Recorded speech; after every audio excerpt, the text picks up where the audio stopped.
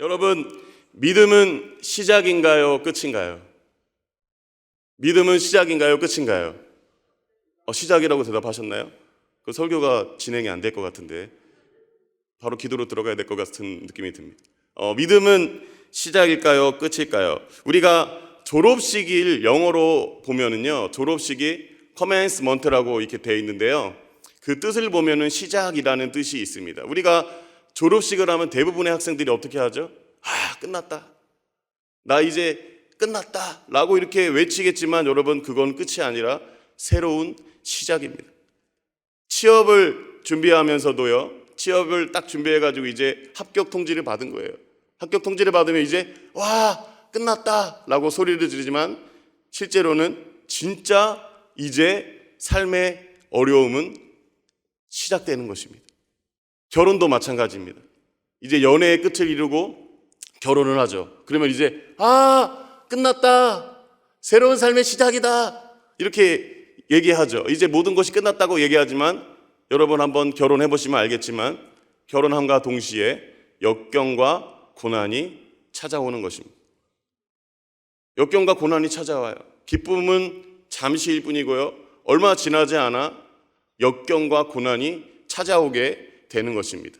우리가 그리스도와 만남, 예수 그리스도를 믿고 또 예수 그리스도의 신부로 살아가는 과정도 마찬가지입니다. 예수님과 함께 새롭게 시작한 삶에도 예수님과 함께 새롭게 시작하면은 모든 것이 이제 형통하게 되고 모든 것이 다 좋은 일이 벌어질 것 같지만 그렇지 않다라는 거예요.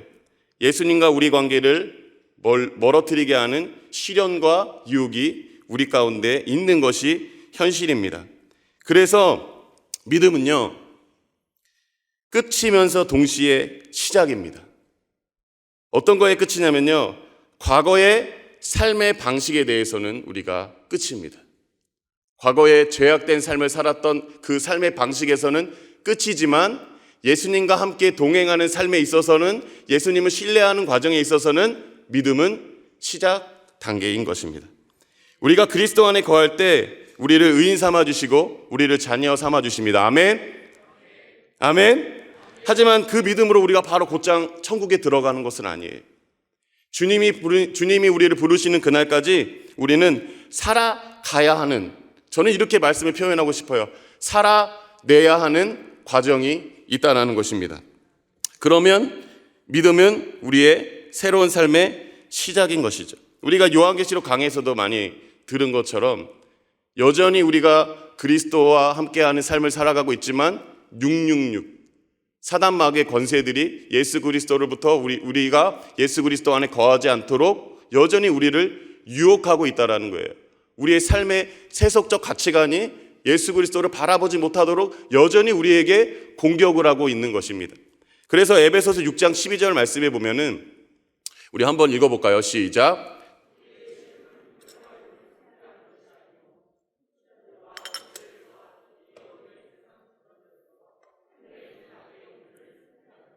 아멘.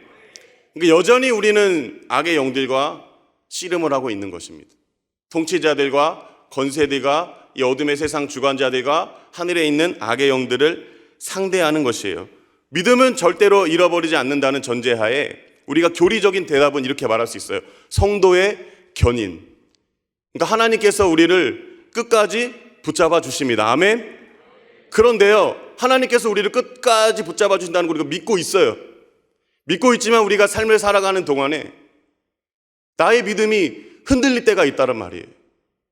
하나님은 나를 끝까지 붙잡아주는 걸 내가 알고 있지만, 내가 믿고 있지만 우리의 삶에 여러 가지 문제가 발생했을 때 나의 믿음이 정말 이게 굳센 믿음인가, 하나님이 지금 나를 붙들고 있는가라는 우리가 그 현실에 대한 여러 가지 문제를 생각하고 있는 거예요. 그래서 우리가 믿음을 흔들리는 문제들이 여전히 발생하는 현실에서는 괴리감을 느끼게 한다는 것이 우리의 딜레마예요. 분명히 하나님께서는 우리를, 성도의 견이 우리를 붙잡아 주시고 성화의 단계를 통해서 영화롭게 주님 품에 안겨주실 줄 믿습니다. 그러나 그 과정 가운데 여전히 우리가 믿음에 의심이 있고 믿음 없음이 우리 삶에 발동되어야 된다는 것이죠. 이미 임한 하나님의 나라와 이미 임하지 않는 하나님의 나라의 긴장, 완성된 하나님의 나라를 바라보면서 아직 이루어지지 않은 그 나라의 관계에 우리가 긴장 관계에 있다라는 것입니다. 오늘 본문 말씀에 보면은 예수님이 변화산에서 자신의 변형된 모습을 보여주시고 제자들과 함께 이제 내려온 거예요. 동네로 내려왔는데 무슨 일이 일어났냐면 그 귀신 들린 아이를 가진 아버지가 제자들에게 이 귀신 들린 아이를 고쳐달라고 얘기한 거예요. 그런데 제자들이 고치려고 했는데 제자들이 능히 감당하지 못한 거예요. 그래서 이 아버지가요 어떻게 했냐면 이제 예수님께 이 아이를 데리고 나아가서 이렇게 고백하는 겁니다. 무슨 말을 했냐면 마가복음 9장 22절 말씀입니다.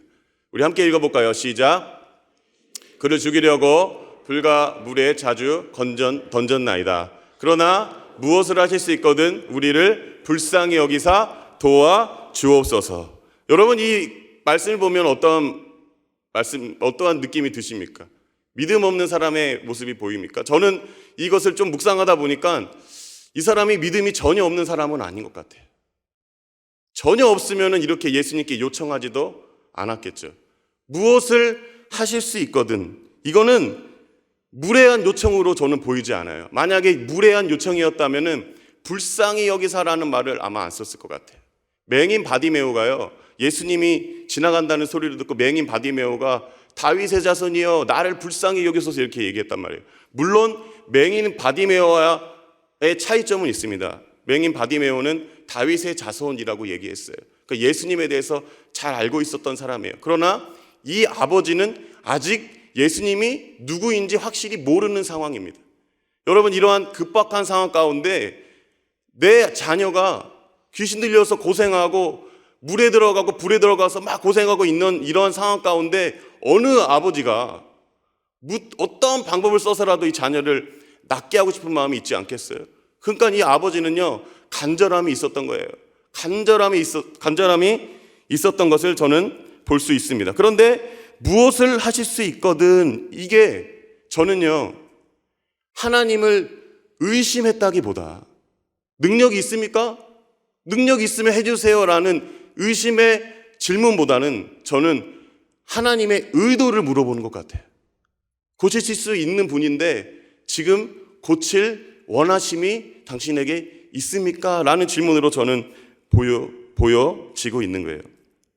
왜냐하면 예수님이 그 다음에 이렇게 말씀하시잖아요. 9장 23절 말씀입니다. 한번 읽어볼까요? 시작.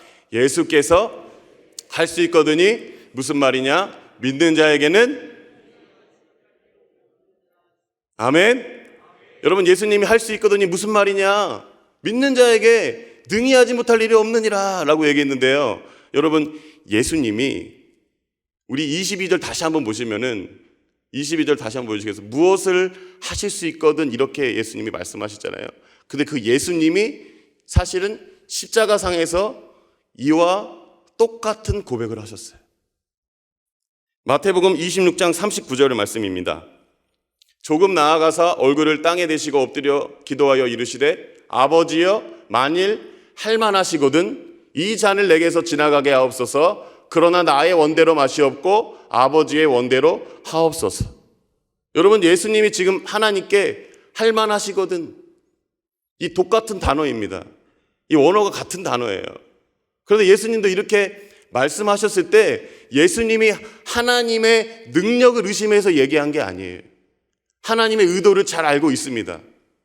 하나님의 의도를 알고 있지만 예수님이 이 말씀을 하신 이유는 뭐냐면 하나님의 의도는 알고 있지만 하나님을 신뢰하는 가운데 십자가의 길을 가는 그 가운데에서도 예수님은 그 힘듦을, 그 순종의 자리가 힘듦을 예수님은 그냥 고백하고 있는 거예요.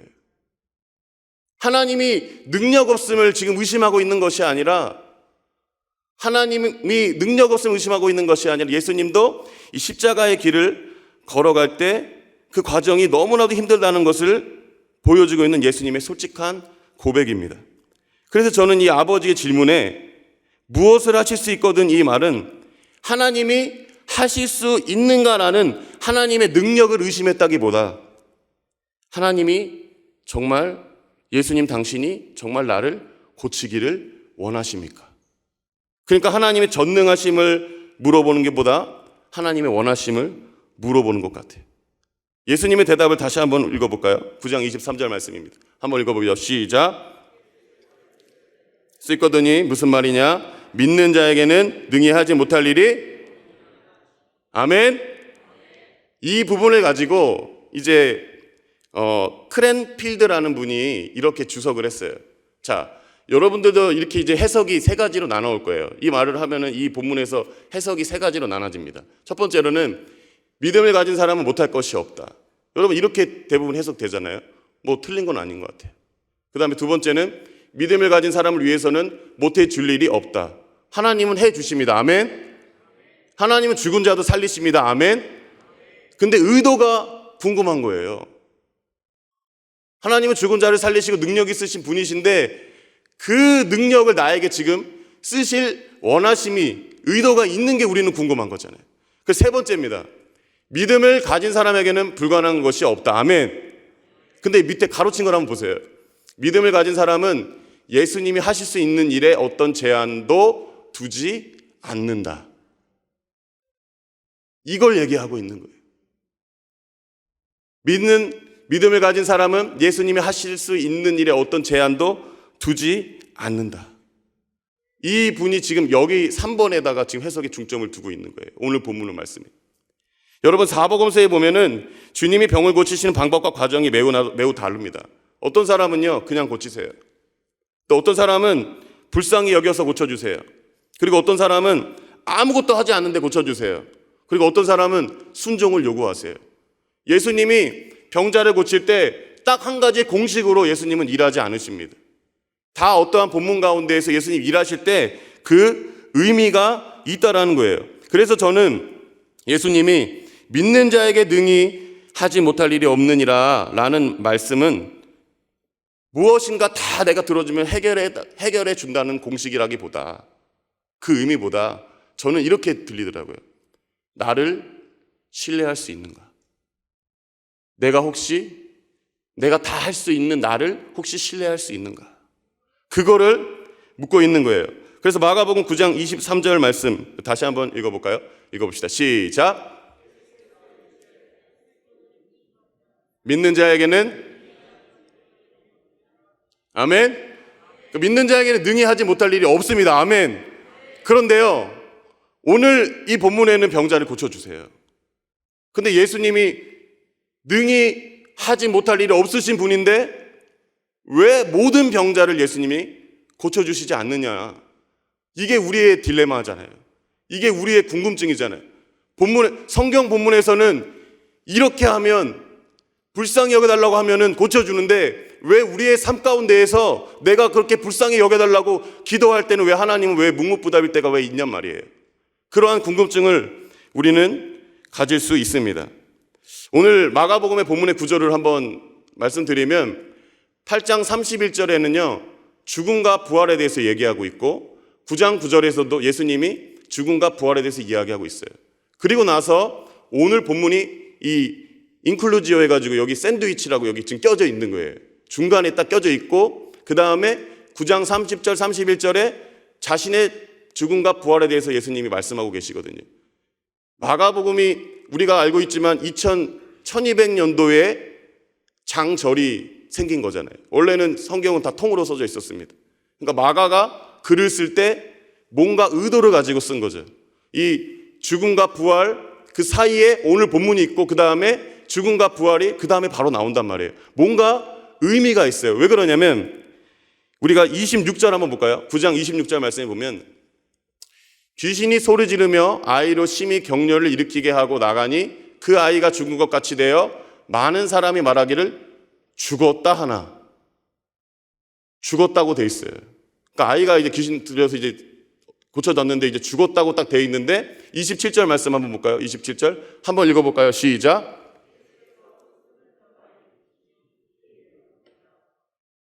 예수께서 그 손을 잡아 어떻게 했다고 돼 있죠? 죽음과 일으키심, 그 전에 나와 있는 죽음과 부활, 그 다음에 나온 죽음과 부활. 그러니까 여기 본문에서 예수님이 능히 하실 수 있는 것은 여러분 무엇일까요? 능히 하시는 일은 무엇이냐면 여러분, 바로 믿는 자들을 위하여 십자가의 죽음과 부활을 통해 영원한 생명을 주신다는 것입니다. 어떤 자들은 병을 고쳐주시고 어떤 자는 병을 고쳐주지 않아요. 그런데 왜 하나님이 능히 모든 걸 할 수 있냐고 말씀하시냐면, 하나님은 능히 믿는 모든 자들에게는 영원한 생명을 주십니다. 믿는 자들에게 주시는 것이 바로 영원한 생명을 주신다라는 거예요. 물론 우리의 삶 가운데 이러한 병자를 고치면서 하나님의 사랑을 느낄 수 있지만, 여러분, 이거는 하나님의 진짜 찐 사랑이 아니에요. 하나님의 진짜 찐 사랑은 무엇이냐면 바로 예수 그리스도의 십자가의 죽음과 부활, 이것이 우리를 향한 주님의 진정한 사랑인 줄 믿습니다. 여러분, 이게 사랑이에요. 예수님의 오신 목적이 바로 이것을 위해 오신 거예요. 물론 우리의 삶 가운데 여러 가지 문제와 그런 것도 고쳐주시지만, 본질적인 문제, 우리가 해결할 수 없는 본질적인 문제, 하나님과 우리와의 막혔던 담을, 영원한 생명을 누리지 못하는 우리로 하여금 그 영원한 생명을 누릴 수 있도록 예수 그리스도께서 오셔서 십자가에 죽으시고 부활하신 거예요. 여기에 하나님의 사랑이 있는 줄 믿습니다. 아멘. 여러분, 이 아버지가 여기에 즉각적으로 대답하고 있는 거예요. 이제 이렇게 대답하는 거예요. 9장 24절입니다. 우리 아버지의 대답을 한번 읽어볼까요? 시작. 곧 그 아이의 아버지가 소리에 질러 이르되 내가 믿나이다. 나의 믿음 없는 것을 도와주소서. 여기서 이 아버지가 내가 믿나이다라는 것은 예수님을 신뢰하겠다라는 고백이에요. 신뢰하겠다라는 고백인데, 뭐가 문제냐면 예수님을 신뢰하지만, 우리가 예수님을 믿고 예수님을 따르지만 어려움과 여러 가지 의심이 발생했을 때는요, 바로 그 다음에 고백이 뭐냐면, 여러분 다음 보세요. 나의 믿음 없는 것을 도와주소서. 우리가 하나님을 믿지만, 여전히 믿는 가운데 있지만, 여전히 믿음 없음도 우리 가운데 있다라는 거예요. 우리 성도님들은 한 명도 없으신 것 같은데 저는 있어요. 저는 제가 목사지만 저도 갑자기 어려운 일이 발생했을 때는요, 그 믿음 없는 저의 모습을 보게 되는 거예요. 그래서 ESV 성경에는 이렇게 돼 있어요. I believe. 믿는다라는 거예요. 근데 도와달라는 거예요. 나의 믿음 없음을. Help my unbelief. 이게 무슨 말이에요? 믿음이 있는데 또 믿음이 없대요. 여기는 믿음이 있는데 여기는 믿음이 없다. 이건 근데 모순이 아니라 역설입니다. 믿음과 불신이 반반 섞여 있다라는 의미가 아니라, 믿었다? 안 믿었다 하는 말이 아니라, 온전히 믿고 있지만 여전히 잘 모르겠다. 여전히 환경이 어려우면은 내 믿음이 흔들린다라는 거예요. 이게 우리 모두의 모습인 거예요. 믿었다 안 믿었다 한다는 말이 아니라, 분명히 믿는데도 내가 안 믿는 것 같은 심리적 흔들림이 있는 거예요. 외부 환경의 원인이 될 수도 있고, 내 심리적으로 나는 분명히 믿고 있거든요. 나는 예수님이 누군지 알고 있고 예수님 구원자를 믿고 있는데, 삶의 풍랑과 어려움이 있을 때 믿음 없는 나의 모습을 내가 보게 된다는 거예요. 나는 분명히 믿는데 왜 이렇게 내 마음이 불안한가? 나는 분명히 믿고 있는데 왜 점점 힘든 일만 생기는 건가? 여러분, 믿음을 통해 구원이 단번에 임한다고 할지라도, 구원받은 성도로 세상을 살아가는 과정 가운데 하나님을 향한 신뢰를 흔드는 시련과 불안은 불가피합니다. 여전히 있다라는 거예요. 그래서 내가 믿나이다. 나의 믿음 없는 것을 도와주소서라는 아버지의 외침은 믿지 않는 사람의 외침이 아니에요. 믿기 때문에 믿음으로 살려고 하는 사람의 부르짖음입니다. 하나님을 막 붙잡고자 하는 그 부르짖음이에요. 그 막 간절함인 거예요. 믿고 싶은데 믿어지지 않는 나의 그 연약함을 가지고 하나님께 나아가는 거예요. 내가 믿어요. 근데 나의 삶 가운데 어려움이 있을 때 믿음 없는 나의 모습, 그것을 가지고 그냥 하나님 앞에 나아가는 거예요. 여러분, 제가 지지난 그 수요예배 때도 말씀을 드렸던 부분인데, 제자들이 예수님과 함께 배를 타고서 거라사 지방으로 예수님이 가자고 했어요. 내가 가자. 저기 가야겠다 해서 예수님과 함께 배를 탔거든요. 배를 타가지고 가는데 얼마 지나지 않아 풍랑이 일어난 거예요. 풍랑이 일어서 풍랑이 일어나가지고 배가 완전히 지금 침몰된 상황의 가운데 있습니다. 본문 말씀이 마가복음 4장 37절입니다. 한번 읽어볼까요? 시작.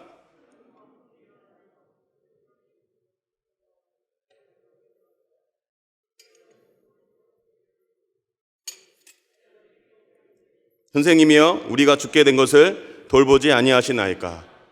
지금 배가 가득 차 있으니까 제자들이 두려웠던 거예요. 이거는 당연한 겁니다. 예수님을 믿는 제자들도요, 예수님과 함께한 배 안에서도 풍랑이 일어나니까 두려운 거예요.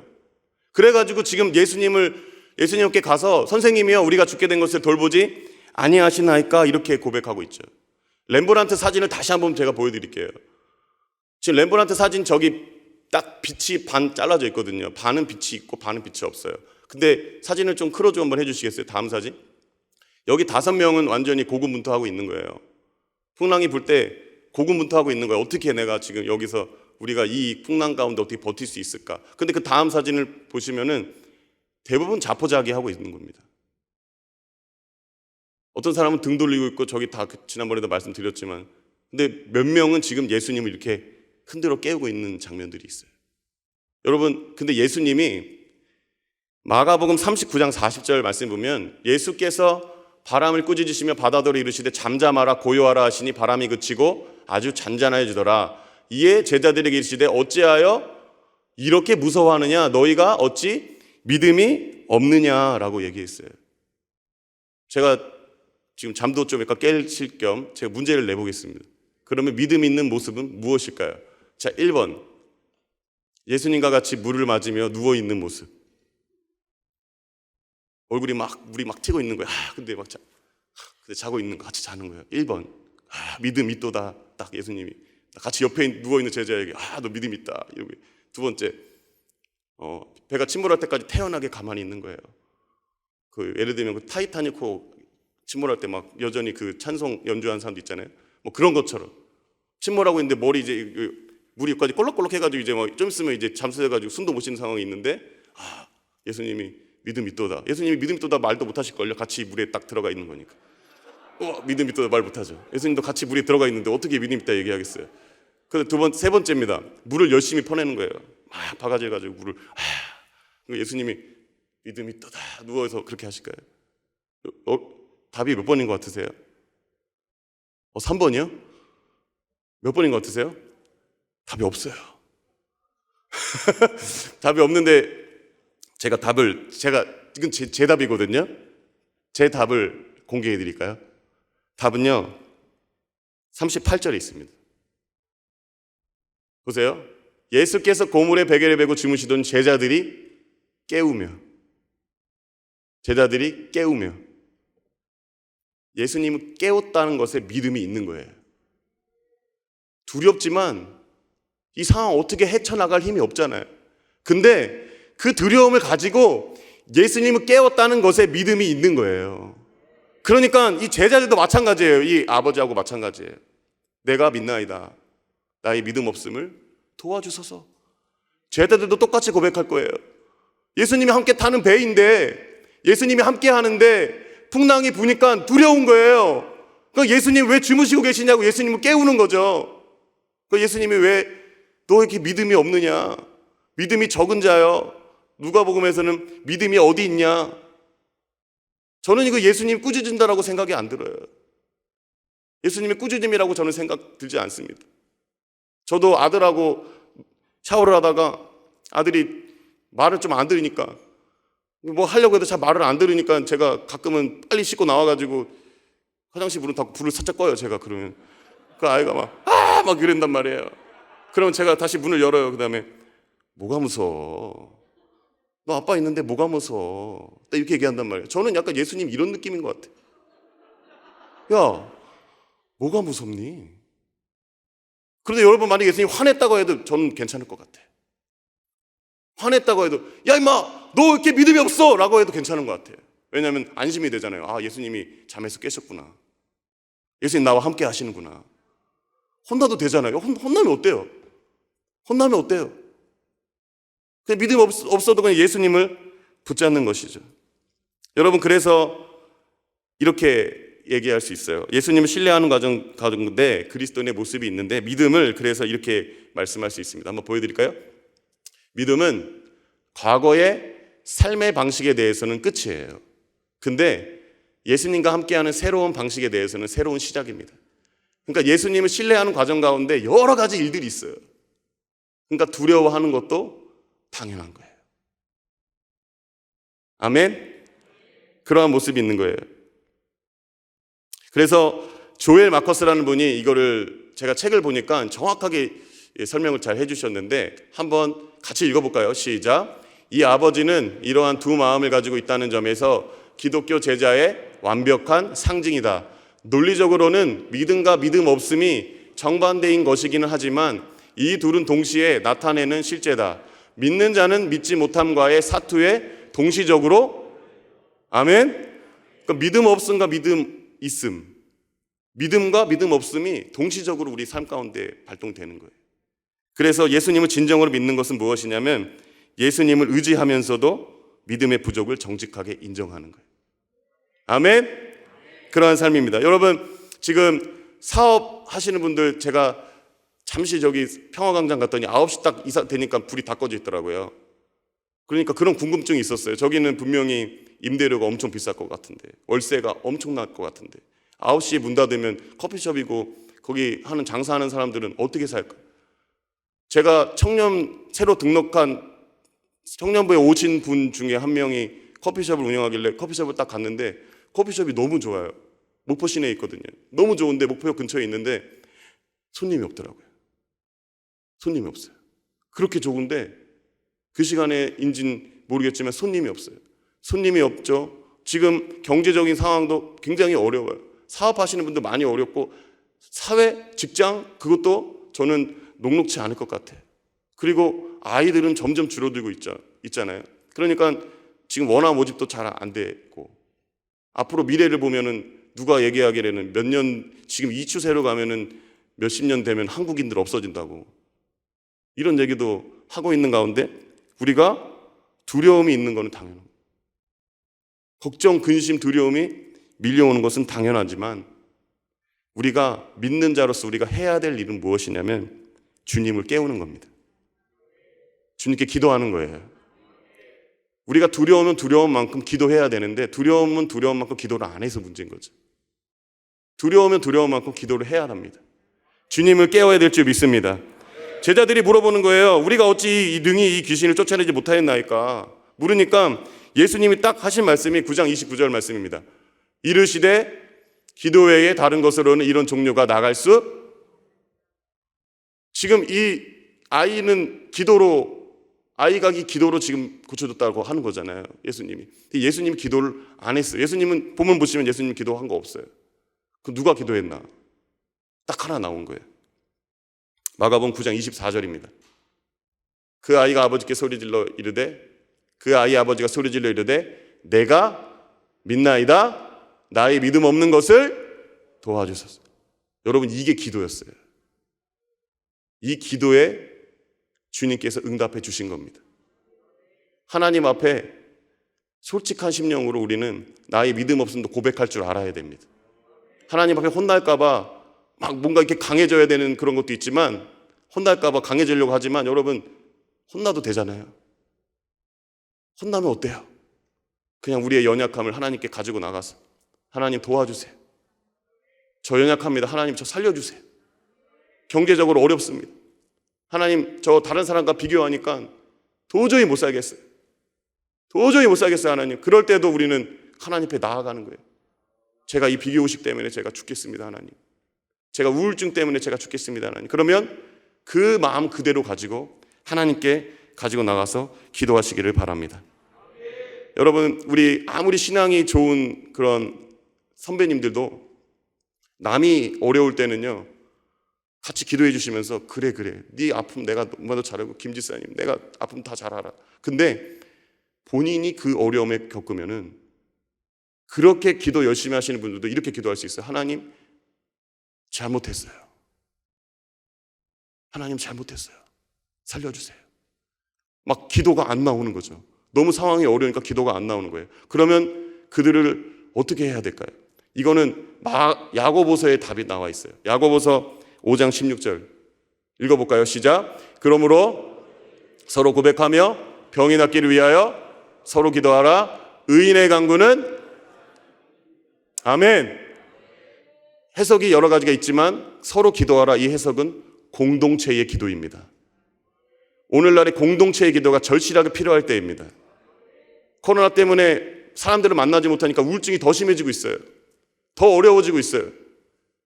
그럴 때 기도가 안 나오는 사람들을 향하여 야고보서는 병든 자를 위하여 장로를 청해서 가가지고 기도해 주라는 거예요. 기도가 안 나온 사람들을 위해서도 우리가 기도해 줘야 될 줄 믿습니다. 왜냐하면 기도가 안 나오거든요. 절망 가운데 있으면 기도가 떨어지지 않아요. 그럴 때 공동체 기도가 필요한 거예요. 중보 기도가 필요한 거예요. 그래서 우리는 기도해야 사는 거예요. 두려울 때 기도하는 거죠. 깨우는 거죠. 이러한 역사가 저와 우리 성도님들 삶 가운데 일어날 줄 믿습니다. 믿음이란 과거의 삶의 방식에서는 끝이고 주와 함께 새로운 삶의 방식에 대해서는 시작입니다. 그렇기 때문에 주님 오실 그날까지 우리는 끝까지 이겨내야 합니다. 이기는 자 돼야 합니다. 사단 마귀와 싸워 이겨야 합니다. 삶의 여러 가지 문제 가운데에서도 넘어지지 마시고 주님을 깨우고 주님을 붙잡는 저와 성도님들 되시기를 간절히 소망합니다. 아멘.